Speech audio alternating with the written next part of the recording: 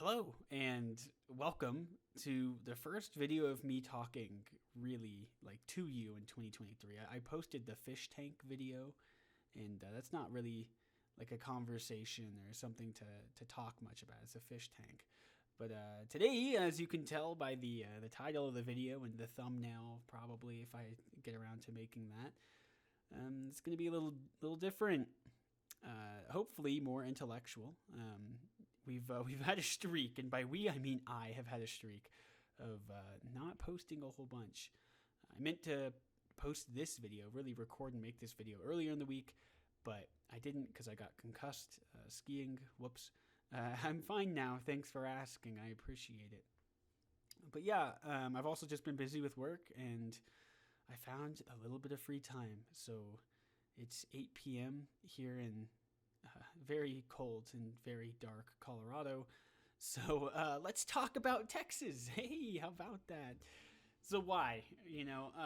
Those of you who know me very well know that I'm about as Texan as it gets, right? I'm proud of my home state, and I don't think that there's anything wrong with being proud of where you're from. Happy to have grown up in Texas and all that stuff. But I recently watched a 3-part video series, which is on the screen right now, by a YouTuber named Kraut. And it talked about why Mexico and the United States are different. It's kind of broad brush, like 5, 6, 7 hours of video. So, all that to say, part of that talked about Texas. And it just got me thinking, like, what would an ideal Texas be to me? Something that's stuck with me for probably about 2 years now is what my grandpa Bob told me once. He's from like Northern California, and he told me once, we were just talking generally about states and all that stuff. He said, you Texans have a lot to be proud of and a lot to be ashamed of. And that's just stuck with me because he's right. There's a lot to be proud of with Texas. And there's also a lot to be ashamed of. There's probably, a lot more to be ashamed of than I'm aware of. But I kind of wanted to touch upon the parts that we could be ashamed of as Texans and talk about a more idealistic Texas for me. So, as always, this is just my opinion on the subject. I would love to hear yours if you have an opinion on what a more ideal Texas looks like, or if you disagree or agree with any of my points, feel free to throw a comment down below. But I'm kind of just freeballing this episode. I've been working on the Belgium project, working for a script for that. Originally, I wasn't going to do a script, but then there's so much that I need a script. Belgium project coming soon, TM. But this one, I'm just gonna freeball and just kind of talk about a couple different facets of Texas that I think could definitely be improved. And the first one dates all the way back to when Texas was created. In fact, the first two that I'm going to talk about. But let's just focus on the first thing here. Essentially, back before Texas was Texas, before it was Coahuila y Tejas, and before that, it was part of this little conglomerate of, just very, definitely not powerful people in this place called the Spanish Empire. Go look at a map, by the way. I'll put one on the screen of the Spanish Empire at its height. Incredible. And most people don't think about that. I think a lot of people are predispositioned to think about the British Empire, for example. But no, the Spanish Empire was pretty big, very, very big even. But not all of the Spanish Empire was, I guess, had a population that was equal, right? Like some places had less, some places had a lot more. And one of the places that this came to a head was in what we today would call Texas. The people there were called Norteños, people in the north. And they were culturally different than the people in the south. The south being like central to southern Mexico. That general region. And that divide, the north-south divide, continued on even once the Spanish Empire stopped being a thing over on the Western Hemisphere and Mexico took its place. Mexico inherited this divide. And these Norteños were crucial in this little fledgling country called Texas getting its independence. And you might not think about that all the time. I think a lot of times, especially in like Texas history class, we're talking about Stephen F. Austin and like Davy Crockett. Like they were the guys that were, really leading the Texas Revolution. Let me check my phone really here so I like pronounce this name right. But yeah, clearly they weren't the only people to be, I guess, that were involved in Texas's revolution. One of them was Juan Seguin. I wanted to make sure I pronounced that right because I'm not great at pronouncing things that aren't always in English, so that bodes well for the Belgium project. Woo! Anyway, so Juan Seguin was a Tejano, a Norteño, so culturally from the north of that like north-south divide in Mexico, but a Tejano, a Texian, as they were called way back in the day. And Juan Seguin helped gain Texas's independence. He's not the only one. I think there were 26 Tejanos at the Alamo, which is not an insignificant number at all.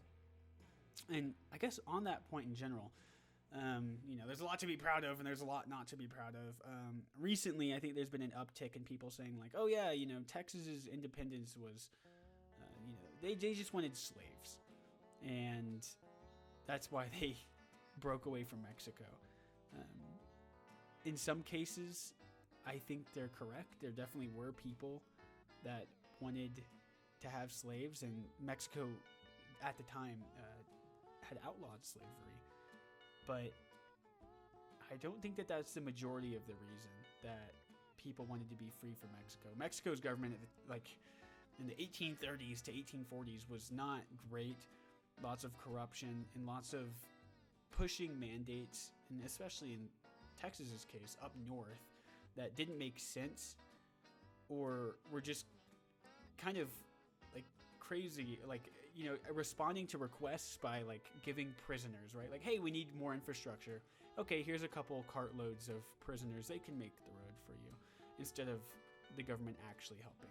And like, Texas didn't really have the infrastructure to deal with that. And this is also a common problem in like California, for example. So, I think there's definitely a level of resentment there that simply saying like slavery was the reason just doesn't cover it. I don't think it's nuanced enough. There are other events in North American history where slavery is the answer. So the Civil War, for example, like very clearly over slavery. Go look at any of the secession documents from any of the states, to include Texas, that actually say slavery, right? But when Texas was becoming its own nation, I don't think that was the primary reason that it became its own nation. And I think that's embodied by people like Juan Seguin, who wanted to throw off the yoke of Mexico City, for example. And, oh, by the way, led the Battle of San Jacinto, the one that gained Texas's independence, and captured this little dude called Santa Anna, right? So, not insignificant. But after the revolution, in general, there were Southern Anglo settlers, and I don't like using the race terms, it's just what's used in the history books. I personally don't really subscribe to a race theory or anything. I'm just going to throw that out here now. But there were, essentially, they're called Anglo settlers in the history book. So the people that came from the American South that really bought into race theory. Charles Darwin, if you've ever heard of him, his theory of evolution, was really big, really, really big back then, and trying to use that to determine differences between human beings and their characteristics oh, your skin's slightly lighter or darker, and this means X or Y or Z about you. People bought into that. And Tejanos are not, they do not look like your southern settlers. And so, by and large, they are pushed to the periphery of Texas. And I think that that is an absolute tragedy. Just absolutely a tragedy. The Tejanos just as Texan as anyone else. And in fact, they might be more Texan than any of the Texans that we think of today. Because they were there first, doing all the cowboy stuff that we think of, essentially inherited from the Tejanos and the Norteños. And I'm using those words pretty interchangeably there. Inherited from them. It wasn't just made up by a whole bunch of people that came from like Mississippi. It was inherited from the Tejanos, which is just something interesting to think about. And by and large, they were pushed to the periphery of Texas. Nowadays, that is actually changing, and that's one of my things for an ideal Texas is recognizing how we got to where we are. And I think that comes with really recognizing the Norteños, the Tejanos, that help make Texas what it is. And you actually see this. There's a town called Seguin, for example. It's a pretty popular high school name as well within Texas. So doing things like recognizing them. I mean, this is horrible, but in some places in the American South, there is a Robert E. Lee Day.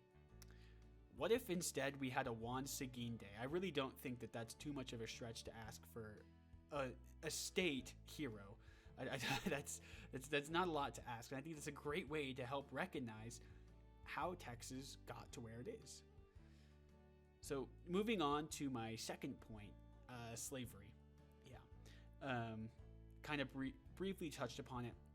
I don't think that the Texas Revolution was like holistically for slavery, and we're breaking away from Mexico just so we can have slaves.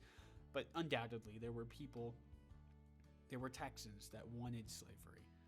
You can't get around that because pretty clearly, if the Civil War didn't point it out to you, let's talk about some of the frontier plantations, as they were called at the time, to point that out to you. In fact, in college, I had an opportunity to go do an archaeological dig at a frontier plantation, and it fell through. But that's something I didn't know about until that dig that I got. It was an anthropology class. It wasn't even for history, but I didn't even know that existed.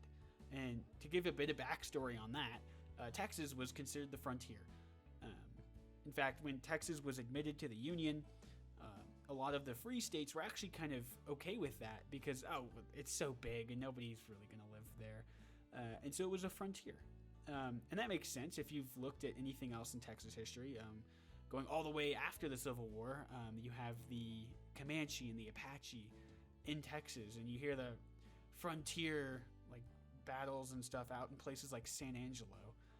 So, good old Fort Concho.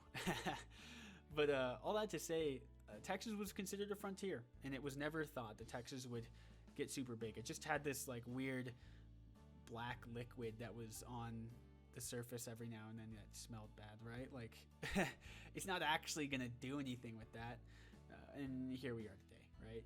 So times do change. But one of the things that I think we need to recognize more within Texas is the slavery that occurred within Texas.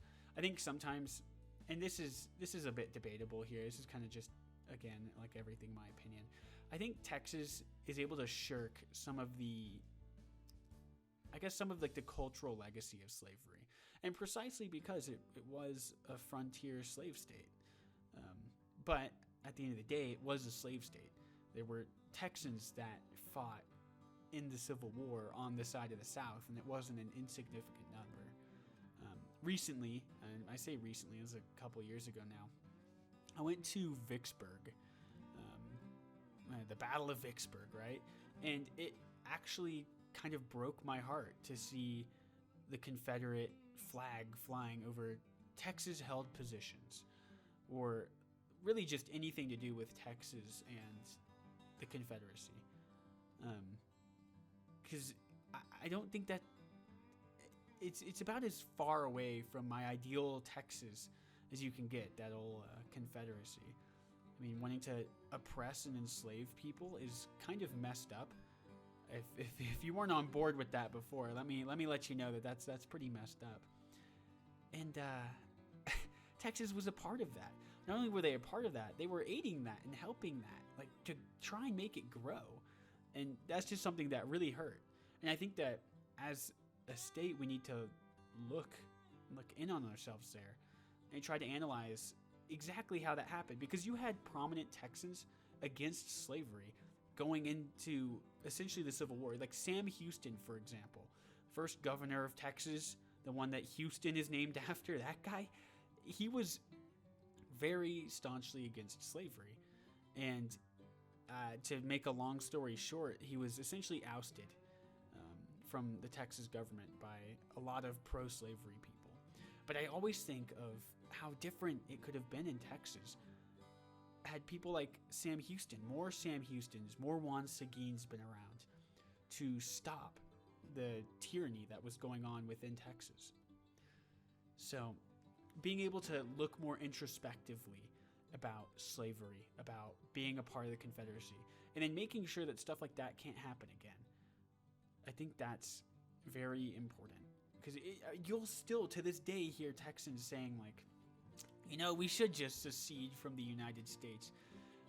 I don't think I have to tell you how horrifically that would go. And the fact that that thought still exists is a bad, really a poltergeist left over from the Confederacy. So, not about that.